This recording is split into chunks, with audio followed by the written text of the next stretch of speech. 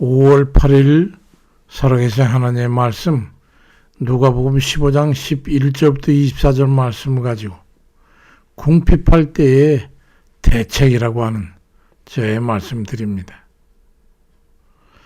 삶을 살아가면서 다들 풍족하신가요?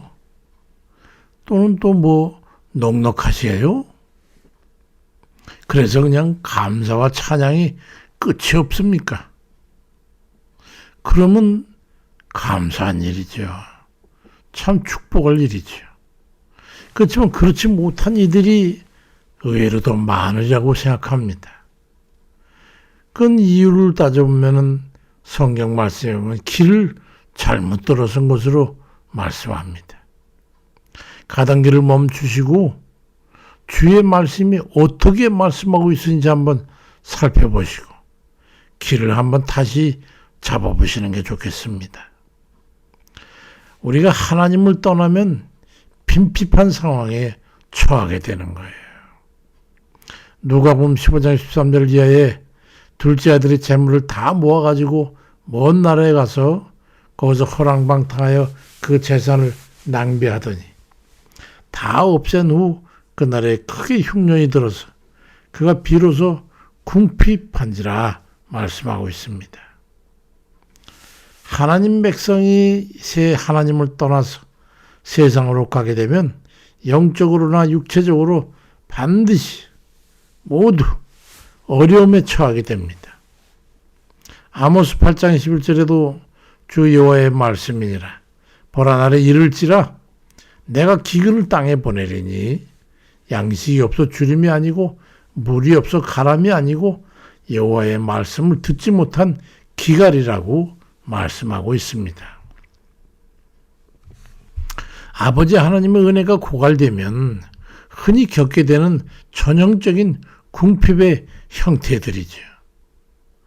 인간의 소욕이 이끄는 자유를 찾아 떠났다가 예상치 못한 어려움, 어떤 경제적 빈곤이나 인간관계의 단절이나 건강 문제나 이런 것들을 겪고 아주 힘든 상황에 처하게 되는 경우가 비일비재합니다.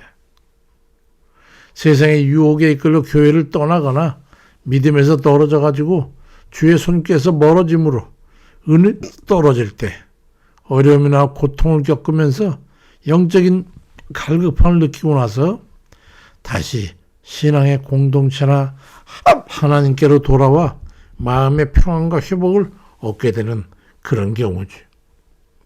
이런 사례들은 하나님의 지키심과 보호하심과 인도하신 은혜에서 멀어질 때 겪게 되는 그런 경우들인데, 그래도 복이 있는 이들은 성경 속 둘째 아들처럼 절망적인 그런 상황을 통해서 낙심했을 때에 제정신이 번쩍 들어가지고 아버지께 돌아가기로 결심하고 돌이키는 경우, 이건 참 다행이라 아니할 수 없습니다.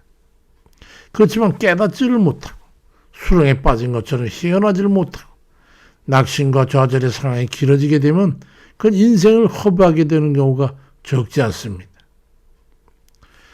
그래서 돌이키면 하나님의 풍성이 다시 우리의 것으로 되는 거지요. 아버지는 자신의 뒤틀린 인생을 돌아보고 잘못을 깨달아서 아버지를 향해서 돌아오는 그런 아들을 멀리서부터 이미 달려나가 뜨겁게 환영하고 예전의 지위를 회복시켜주는 그런 모습과 매근학을 같이 하는 거지. 궁핍함과 절망의 회개의 계기가 되고 돌아왔을 때 무한한 사랑과 용납으로 회복을 경험하게 되는 것이지요. 누가복음 15장 20절 이하에 아버지께로 돌아가니라. 아버지는 제일 좋은 옷을 내어다가 입히고 손에 가락지를 끼우고 발에 신을 신기라. 그리고 살찐 송아지를 끌어다가 잡으라고 아버지 말씀합니다. 이 비유는 그저 단순히 재산을 탕진한 아들의 이야기가 아니라 우리가 때로는 잘못된 길로 가고 넘어지더라도 다시 돌아오기를 기다리시는 아버지 하나님의 사랑과 용서 그리고 회복의 은혜를 보여주는 귀한 세화라고 할 수 있습니다. 주 안에 있을 때래야 우리는 흡족한 생애가 되는 거예요. 요한복음 4장 14절에도 내가 주는 물을 마시는 자는 영원히 목마르지 아니하리니 내가 주는 물은 그 속에서 영생하도록 솟아나는 샘물이 되리라고 말씀합니다.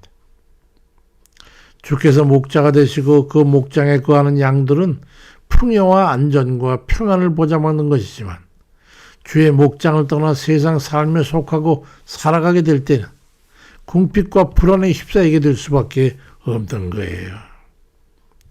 주의 목장이 아닌 곳은 그것이 바로 늑대와 같은 마귀의 먹이 사냥터일 수밖에 없고 또 독이 들어있는 단 음료와도 같이 마셔도 불안과 두려움이 되살이고 있는 그런 막장의 세상과 같은 곳이기 때문입니다. 아무리 세상적인 것으로 채우려 해도 결코 목마름이나 배고픔이나 이런 빈곤에서 벗어날 수가 없어요. 원함은 있지만 손에 쥐인 것조차 입에 넣을 수가 없게 되기 때문입니다. 당장은 먹기 좋은 게 꽃감이라고 하지만 그 꽃감을 먹어서 결코 목마름이나 허기짐을 면할 수가 없는 거예요. 이사야 58장 11절에도 여호와가 너를 항상 인도하여 메마른 곳에서도 내 영혼을 만족하게 하며 내 뼈를 견고하게 하리니 너는 물된 동산 같겠고 물이 끊어지지 않는 샘 같을 것이라고 말씀하고 있습니다. 그래서 인생의 궁핍과 배고픔과 갈증을 느끼고 계십니까? 먹고 마시고 즐겨도 뭔가 흡족하지 않습니까? 그건 그 정도라도 다행이지요. 그나마도 없이 줄이고 목마른 상황에 처해가지고 절망적인 삶에 지쳐있는 분이 있어요. 그러면 주께로 돌이키십시오. 그분의 양식과 생수로 목을 축이고 주님의 구원을 받아들여 조카리만큼 먹고 마시면 됩니다. 그래야만 주림과 목마름에서 해결될 거예요. 요한복음 6장 27절에 썩은 양식을 위하여 일하지 말고 영생하도록 있는 양식을 위해서 하라. 이 양식은 인자가 너에게 주리라고 말씀합니다. 아버지의 영의 양식에 충족되면 세속적인 것도 충족된다는 것을 믿으십시오. 예레미야 31장 12절에 그들이 와서 시온의 높은 곳에서 찬송하며 여호와의 은사 곧 곡식과 새 포도주와 기름과 어린 양의 때와 소의 때에 모일 것이라. 그렇게 되면 그 심령은 물된 동산 같고 다시는 근심이 없으리라고 말씀합니다. 인생의 삶이라고 하는 것은 육체적인 궁핍과 배고픔과 목마름도 문제지만은 영적이고 정신적이고 마음 심적이고 의식적인 이런 빈곤도 처절한 문제임을 겪어본 사람은 다 아는 겁니다.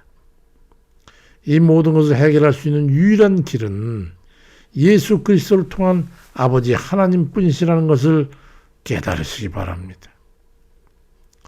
호세아 6장 1절에도 오라 우리가 여호와께로 돌아가자. 여호와께서 우리를 찢으셨으나 도로 낫게 하실 것이고 우리를 치셨으나 싸매어 주실 것임이라고 둘째 아들과 같은 그런 말을 하고 있습니다. 언제 어느 때든지 궁핍하고 가난하게 처하게 될 때 집을 나간 탕자가 아버지께 돌아옴 같이 주께 나와 자비와 긍휼의 은혜를 회복하는 그런 복된 이들 다 되시길 주의 이름으로 축원드립니다. 아버지, 저희들은 살면서 아버지 하나님 내 힘으로 뭔가를 해서 내가 먹고 싶은 것, 내가 마시고 싶은 것, 내가 취하고 싶은 것을 취하고자 세상 길로 갈 때가 너무도 많이 있고 그 길은 여지없이 실패와 낭패, 낭망이요 낙심이요 아버지 절망과 포기하는 그건 주저하는 삶일 수밖에 없었음을 고백하고 그 경험을 통해서 우리가 하나님 앞에 나아가 아버지 그 사랑과 은혜를 회복해서 살아가야 됨을 깨닫게 됩니다. 이 삶에 돌이킬 수 없는 이 경험을 통해서 우리가 깨닫게 되는 것이 아버지 하나님 지혜와 아버지 말씀에 깨닫는 영을 저에게 부어주셨어.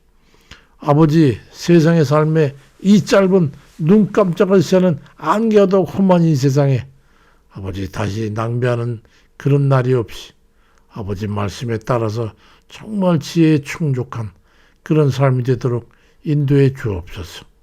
아버지 은혜 안에서 성취하고 그리고 배불리 먹고 마시는 그런 저희에게 인도해 주옵소서.